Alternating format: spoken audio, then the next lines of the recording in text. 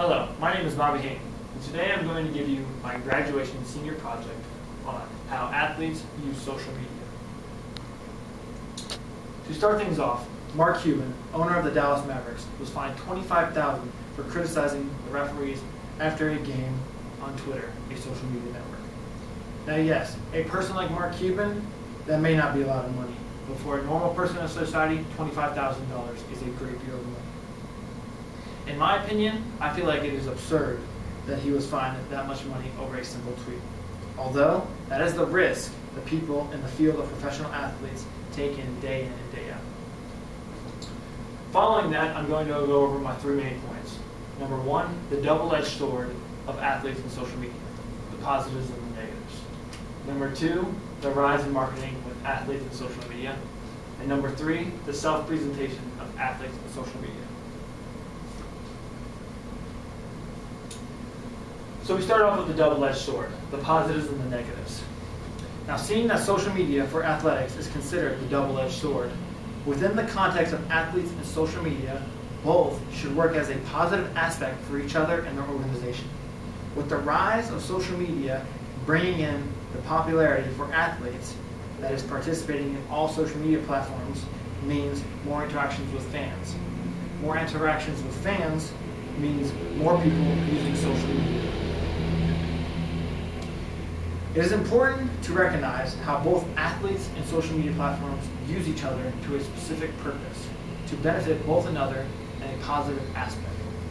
With that being said, the positives, number one, popularity for an athlete, gaining followers on social media. In this industry of sports, following your timeline is an important thing. Two, the interactions with fans. For example, if an athlete comments back to a fan, that fan might tell a friend that does not have a social media account, that friend might join a social media platform. Another positive. Three, gain likeliness. Brings you back to popularity. All athletes want to be liked. Nobody really wants to be them. So gain likeliness is a positive thing for all athletes. To the negatives. Like Mark Cuban, for my number one, you can be fined for an inappropriate tweet. Number two, you may be suspended from your team, or you could be kicked off indefinitely. Three, you may lose popularity. No athlete wants to lose their popularity or likeliness because that means no endorsement deals and so forth.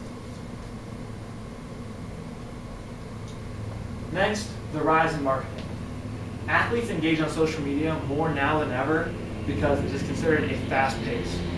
Twitter, a microblogging site that allows users to post their personal thoughts in 140 characters. According to Bagaro in 2010, the rise in social media being fully embraced in the sports industry with teams, leagues, coaches, athletes, and even managers establishing their presence, it is having a huge effect on social media and marketing. Now, everyone markets in their own way. For example, an athlete marketing a shoe brand. That athlete can do it in all different types of ways. He could either market his personal life, taking a picture of him walking his dog, or he could go to his office in a business life aspect or organization. Following that, he could relate to a sport with which most athletes do, or even recommend it to a fan and just say, hey, I wear this shoe, I'm pretty good, you should wear it too, it'll make you good. Self-presentation, my third and final thought. Self-presentation traces back to Irving Goffman's 1959 seminal piece, in parentheses, the presentation of self in everyday life. Now, this specific study of self-presentation is how athletes use their social media accounts on a daily basis. The top three posts from athletes would range from their personal lives to promoting themselves in organizations, and then to them playing their certain sport. This doing so, the best social media network to identify visually for presentations would be Instagram, Smith 2015. This making the people that functioned as performers, which is now to us as athletes, essentially expressing the identity through verbal and nonverbal messages, through pics to achieve the most credible images to their audiences. Moving on, my proposed hypothesis and research question. My question, How can athletes improve promoting themselves and their organizations better? Well, seeing that today society is so wrapped around social media, it is actually unthinkable to think, what if technology never progressed? Athletes would then have to go out of their way, do certain things, go certain places to promote themselves. Well, that's not the case here. My hypothesis is athletes on social media should always keep their line of communication with their fans open. If that means keep their notifications on at all times, interact throughout Twitter, comments, and so forth, or to even direct messages which cannot be seen through their fans so they keep a positive aspect on themselves. Moving on to my case study. The person I did it for my case study was Stephen Curry, an NBA player. Drafted by the Golden State Warriors at the age of 20 in 2009. Now, 7 years in the league, Curry has done a lot of incredible things. Curry is an NBA champion, 2-time NBA MVP, 3 times NBA All-Star, as well as an AP Athlete of the Year, according to ESPN.com. As well as that, this year, he made history by having the most wins in an NBA season, regular NBA season, with 74, as well as the most made threes, 402. So during my case study, my results, I wanted to find out what 3 things he did probably the most. And with those 3 things, I would figure interactions, promoting his organization, and personal life. Now, using the notification app on my Twitter allows me to follow Stephen Curry on whatever he posted on whichever day.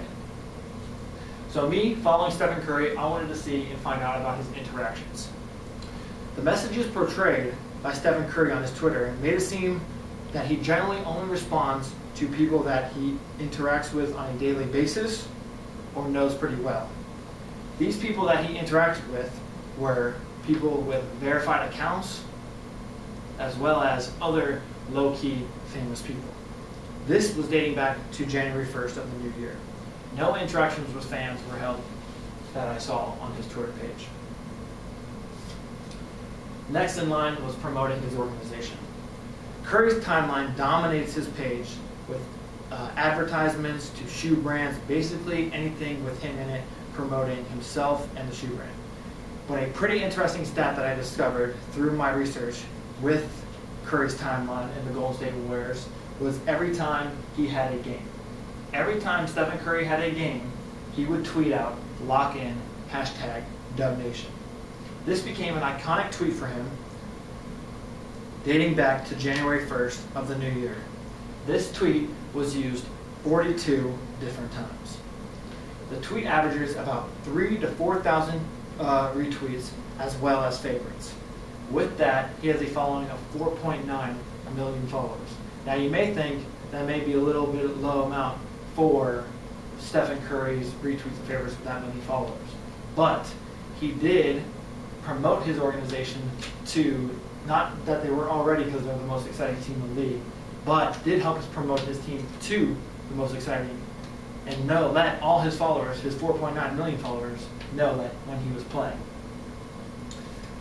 On to his personal life. For athletes, I think Stephen Curry knows better. They must be careful on what they post. Even when if they do post something and they then delete that tweet, it is out there no matter what. Also, there's the haters out there, the so-called haters, that everybody likes to say, that will just post anything negative on a person in the public eye just because they can. This doing so, following back to January 1st, all I saw of Stephen Curry's tweets were of 2 birthdays, one being his wife.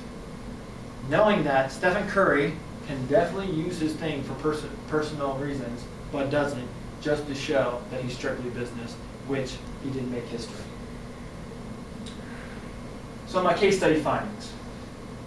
With the popularity of Stephen Curry and his team right now at an all-time high, the team accomplishing incredible things, Curry's shows the importance of the double-edged sword, using it the right way. Unlike Mark Cuban, when Curry was upset after a game, he sarcastically tweeted, "I don't know about y'all, but I thought I played my best game of the year." Laughing emoji. Live and learn, on to the next one. That is the way an NBA star and a person using the double-edged sword of social media does it the right way.